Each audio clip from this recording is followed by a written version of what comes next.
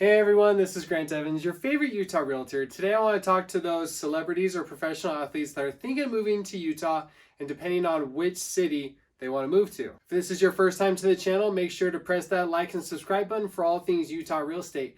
And if you're new to the channel and haven't heard, I have a ultimate luxury home buying guide that I've left in the description below. Also an ultimate Utah relocation guide. I find that really effective for people that are moving to Utah. I've helped a lot of people move to Utah from Texas, California, Florida, Washington, you name it. And they all find this guide really helpful. So there are a couple of celebrities or professional athletes that live in Utah, surprisingly. Now, Utah isn't your typical LA or New York City where a lot of celebrities and professional athletes live, but there are a good amount. You've got Cleveland Browns star Sione Takitaki that lives in the Lehigh area. You've got Daniel Sorensen that I've been told that he lives around Vineyard. He plays for the Kansas City Chiefs. You got former Utah Jazz guard Darren Williams that lives in Farmington. And probably the most famous Utah resident, Post Malone, that lives in Cottonwood Heights. You got former Atlanta Hawks star Travis Hansen that lives in Mapleton. And PGA professional golfer Tony Finau that lives in the Lehigh area. And Rudy Gobert still has his house, former Utah Jazz player, current Minnesota Timberwolves player that still owns his home in the Greater Avenues area of Salt Lake City. Now for today, we won't really talk about Park City because that is kind of a given of where a lot of celebrities and multi-millionaires live. So we're going to be focusing on the main road artery of Utah called I-15. Also, another thing, I was looking up some homes for Nick Bosa since he signed that gigantic contract for NFL players. And I was looking for homes in Park City, and I was surprised that a lot of the multi-million-dollar homes over there don't really have a gym. They are more like a hotel gym. You know, they're more of a cardio room. But if you want a full-blown gym, you're going to be looking along the I-15 route. First city I want to mention is the Highland Alpine area. People who live in the Highland Alpine area tend to be successful business owners, former celebrities, former athletes, current doctors or former doctors, and then successful attorneys. Tony Finau also practices at the Alpine Country Club every now and then.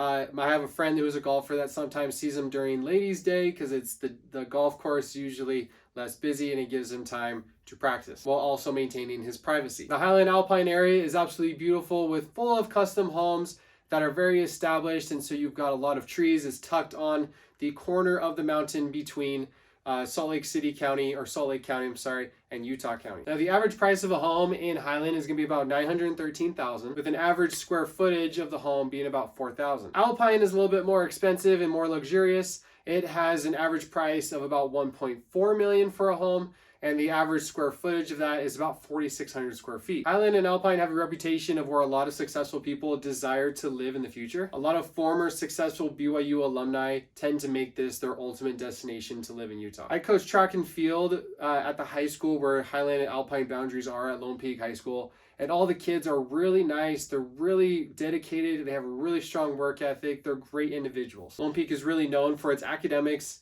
and its athletics. And Lone Peak is always in the conversation for being close to winning the state championship in almost every single sport. The second city I want to talk about is Mapleton. Mapleton is about an hour away from Salt Lake City, which might deter a lot of people, but it's an absolutely beautiful bedroom community full of custom homes. It's more of on farmland, so you're not going to experience as many trees as the Highland Alpine area. But a lot of these homes have a lot of acreage. You can expect somewhere between a half to an acre on average to be in this area. A lot of families in the Mapleton or even Highland and Alpine as well, they will put in state-of-the-art gyms, basketball courts, solely so they can get their child into college athletics. So family is really important. They really focus on the childhood development of their childhood athlete. Mapleton is really full of families. Generally, Utah is actually full of families as well. And the typical style of home that you can expect in Mapleton is going to be like a modern farmhouse. While in Highland and Alpine, it's going to be a little bit more diverse. The third city I want to talk about is the Cottonwood Heights and Holiday area. I guess that's 3 and 4, right? If you are looking to live close to Salt Lake City, or if you're looking to become a member of the Utah Jazz, this is probably the place you want to live in. This is where former Utah Jazz guard Joe Ingles used to live, and then former Utah Jazz coach Quinn Snyder also used to live. Quinn Snyder actually just sold his home for about $3 million in the Holiday area. Post Malone lives in Cottonwood Heights and has been rumored to always show up at the convenience store located close to the mouth of the canyon over there, just for fun and getting some snacks and drinks. The average price of a home in Cottonwood Heights is $860,000 with an average square footage of about 4,200. The average price of a home in Holiday is $979,000 with an average square footage of 2,700. And I think why that dips a lot is because there are quite a bit of condos that are in Holiday. So that kind of brings the average down. Collingwood Heights and Holiday are a great place to raise a family if you are looking to move to Utah and are looking to play for the Utah Jazz or any other professional sport, or really looking for a second home during the summer or during the winter, depending on when your season of work is. The last area I want to talk about is called the Avenues. This is where Rudy Gobert lives or has his current home. It is behind the Capitol building in Salt Lake City. There are a lot of historic homes that are in this area, and a lot of them have been restored to their prime dates, that they've been constantly maintained, and they keep that mid-century modern look all the time. So if mid-century modern is your style, then you definitely want to consider the Avenue. Now where Rudy Gobert lives, or has his house, is in the greater avenues. So you've got the avenues right here, and then you've got the greater avenues even on top of that. Now there's a little bit of pros and cons that live in there. The pros to living in the avenues is that you're centrally located to literally everything. You're in the capital. It's just a short drive to anything you want. Now the only con really is that you are on a hill. You are on Capitol Hill.